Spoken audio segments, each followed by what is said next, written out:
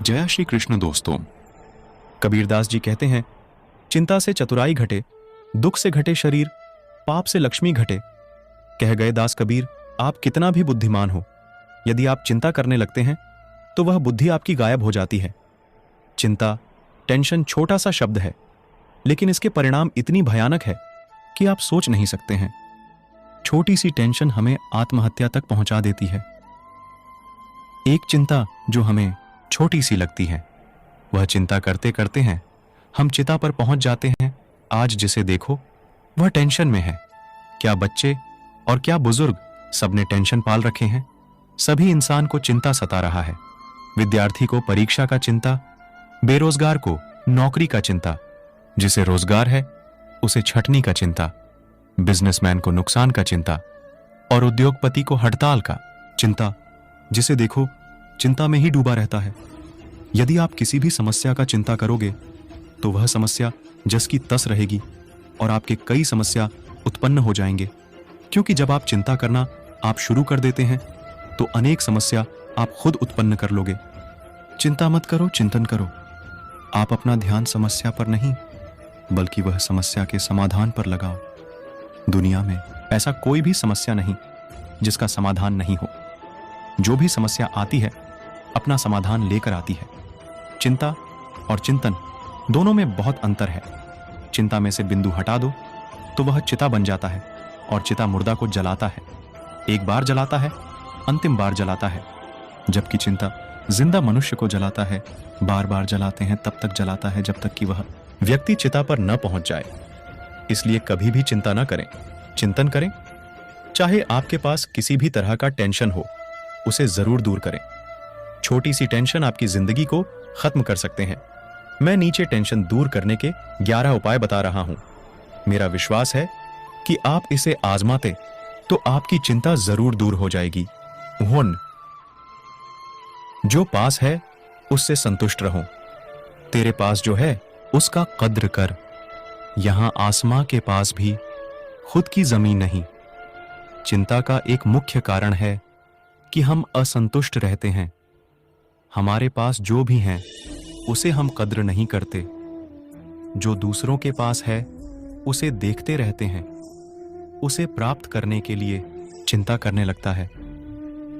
दोस्तों, श्री कृष्ण कहते हैं, सबके पास सभी कुछ नहीं होता और होना भी नहीं चाहिए, क्योंकि यह दुनिया में सभी अपना कर्म का फल प्राप्त करता है। कुछ लोग अपने भाग्य से ही कुछ प्राप्त कर लेते हैं। हमें उससे जलन नहीं करनी चाहिए। आसमान में उड़ने वाले व्यक्ति को जब नीचे खेत में काम कर रहे किसान देखता है तो सोचता है काश मैं भी हवाई जहाज में उड़ पाता।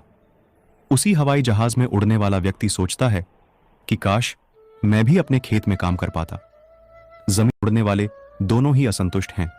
इसलिए जहां रहे, जिस हाल में रहे, संतुष्ट रहना सीखें। संतोषम परम सुखम।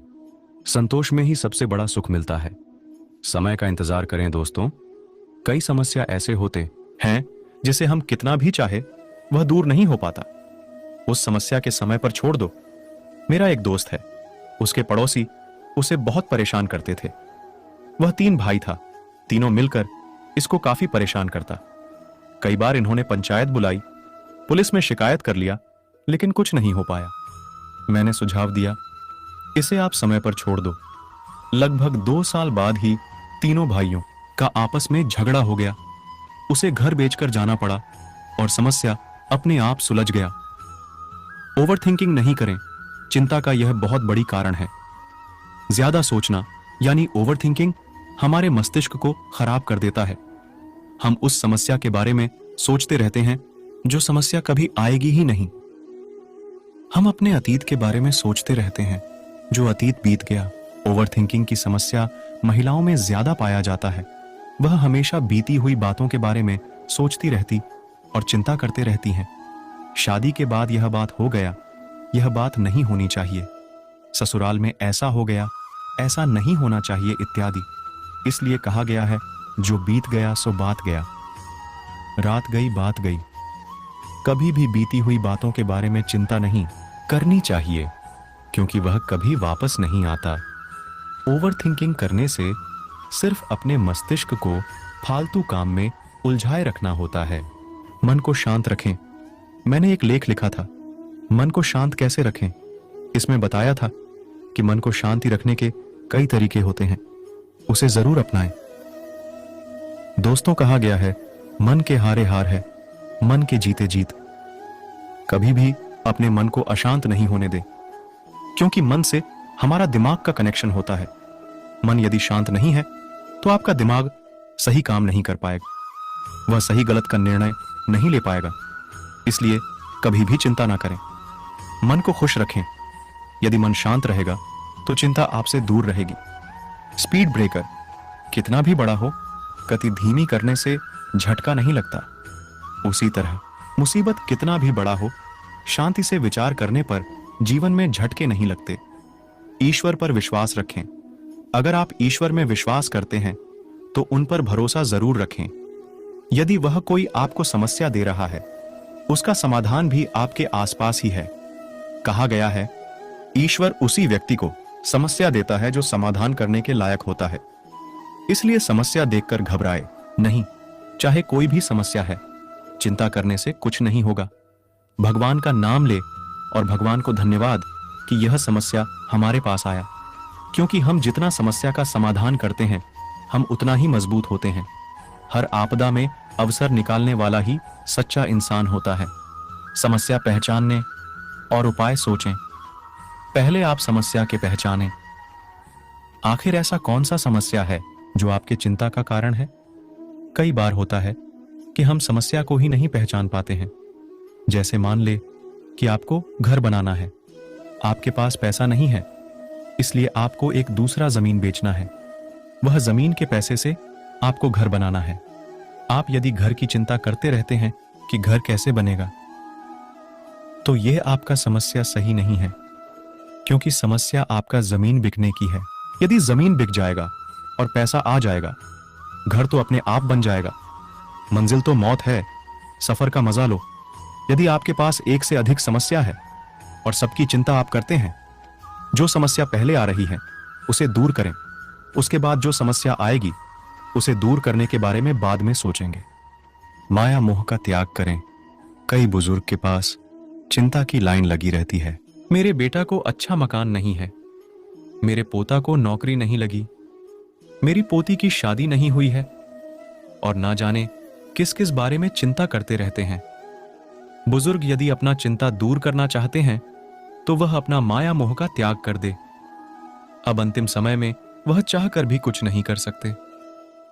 ना पोता को नौकरी दिलवा सकते हैं और ना बेटा को घर बनवा सकते हैं। फिर चिंता किस बात की? जब हम अपनी सारी उम्र में बच्चे या अपने परिवार के लिए जो कर पाए उससे हम संतुष्ट नहीं हैं, तो अब हम उसके लिए क्या कर सकते हैं? हमारे करने से उसे कितना काम आएगा? यदि बच्चे समझदार है तो वह खुद अच्छा से अच्छा कर लेंगे। यदि वह ना समझ है तो हम कितना भी उसे कर देंगे, वह उसे नहीं संभाल पाएगा। इसलिए माया मोह का त्याग करके रामायण पाठ करें, गीता पुस्तक पढ़े, भजन कीर्तन में अपना मन लगाए। यदि आपका इन कामों में मन नहीं लगता तो किसी एनजीओ में जाकर सेवा करें, गरीबों का दुख बांटने का प्रयास करें। भविष्य का चिंता ना करें। चिंता का एक मुख्य कारण है अपने भविष्य के बारे में सोचना। हम अक्सर कहते हैं कि भविष्य किसने देखा है, लेकिन बार बार हम भविष्य की चिंता करते रहते हैं। चाहे विद्यार्थी हो या फिर नौकरी करने वाले अधिकारी, व्यापारी हो या उद्योगपति, सभी लोग भविष्य की चिंता करते रहते हैं। भविष्य अनिश्चित होता है और अनिश्चित के बारे में क्या चिंता करना। कई बार हम डर के मारे मर जाते हैं, क्योंकि समस्या हमें उतना नहीं मारता जितना हमें उसका डर मार देता है। कोई महामारी आएगी, आपको लगेगी फिर आप मरोगे, लेकिन आप पहले ही चिंता करने लगोगे, बीमारी आने वाले हैं, मुझे लग जाएगा, तो आप बीमारी आने से पहले ही मर जाओगे। 9, हमेशा आशावादी रहे। आशा ही जीवन है, निराशा तो मौत है। चाहे कैसी भी परिस्थिति आ जाए, आप एक बार निश्चय कर लो कि मुझे आशावादी बने रहना है, मुझे निराशावादी नहीं बनना है। यदि आप आशावादी रहोगे, चिंता आपसे दूर रहेगा। जब भी आप निराशावादी बनोगे, चिंता आपको घेर लेगी। एक कहानी आप जरूर सुने होंगे। एक बार राजा दो व्यक्ति को मृत्यु दंड दिया। दोनों व्यक्ति में से एक आशावादी था और दूसरा निराशावादी। राजा ने दोनों से उनकी आखिरी इच्छा पूछी। निराशावादी व्यक्ति ने कहा, अब तो मुझे मरना ही है, अब मेरी कोई इच्छा नहीं है, आप तो मुझे जल्द से जल्द मौत दे दो, मेरी कोई इच्छा नहीं है। राजा ने फिर आशावादी व्यक्ति से उसकी आखिरी इच्छा पूछी। आशावादी व्यक्ति ने कहा कि महाराज, यदि आप मुझे 1 साल बाद फांसी दो तो मैं इस 1 साल में आपके सबसे प्यारे घोड़े को हवा में उड़ना सिखा सकता हूं। राजा ने बोला, सही में मेरा घोड़ा उड़ सकता है? उस व्यक्ति ने कहा, हां जरूर उड़ सकता है। राजा मान गया। निराशावादी व्यक्ति ने उस आशावादी व्यक्ति को बोला, तुमने अपना फांसी टालने के लिए राजा को घोड़े उड़ने वाली बात बताया, घोड़ा भी कभी आसमान में उड़ सकता है? आशावादी व्यक्ति ने बोला, 1 साल में कुछ भी हो सकता है, जैसे क्या पता राजा मर जाए, यह भी हो सकता है कि घोड़ा मर जाए, क्या पता कहीं 1 साल में मैं ही मर जाऊं, और सबसे अंत में क्या पता राजा का मूड बदल जाए और मुझे माफ कर दे। इस प्रकार मैं तो बच गया ना, इसलिए हमेशा आशावादी बन रहे। 10 कम बोलें, जितना ज्यादा बोलोगे उतना ही चिंता करोगे, क्योंकि सभी समस्या का जड़ ज्यादा बोलना है। आजकल आप देखते होंगे किसी फिल्म स्टार या किसी नेता ने किसी के बारे में कुछ गलत बोल दिया, जिसके विरुद्ध बोला, उसने कोर्ट में मानहानि का दावा कर दिया। बोलने वाला चिंता में आ गया। इसलिए जितना हो सके कम बोलना चाहिए, जहां आवश्यक हो और जितना आवश्यक हो उतना ही बोलें। आज के समय में किसी से बहस करने का प्रयास ना करें, क्योंकि यदि आप बहस में जीत भी जाओगे तो अगले वाले से आपका मनमुटाव या दुश्मनी हो जाएगा, जो आपकी चिंता का कारण बन सकता है। आप कभी किसी जैन आश्रम में जाकर देखें, सभी जैन धर्मावलंबी मुंह पर एक सफेद पट्टी बांधे रखते हैं। जैन मुनि द्वारा कहा गया है कि दुनिया में जितने भी चिंता, लड़ाई, झगड़ा का जड़ है वह हमारी जीभ। हम अपने जीभ को अपने बस में कर लें और कम बोले तो आधी से ज्यादा समस्या दुनिया से खत्म हो जाएगा। कम बोलने से फायदा काफी है, इसलिए हमेशा कम बोलना चाहिए। जाते जाते मत सोच इतना, जिंदगी के बारे में जिसने जिंदगी दी है उसने भी तो कुछ सोचा ही होगा। जय श्री कृष्ण दोस्तों, फिर मिलते हैं अगले वीडियो में। तब तक के लिए अपना ख्याल रखना, और अगर आपको मेरा वीडियो अच्छी लगी हो तो कृपया मेरे वीडियो को लाइक करें और चैनल को सब्सक्राइब करना न भूलें।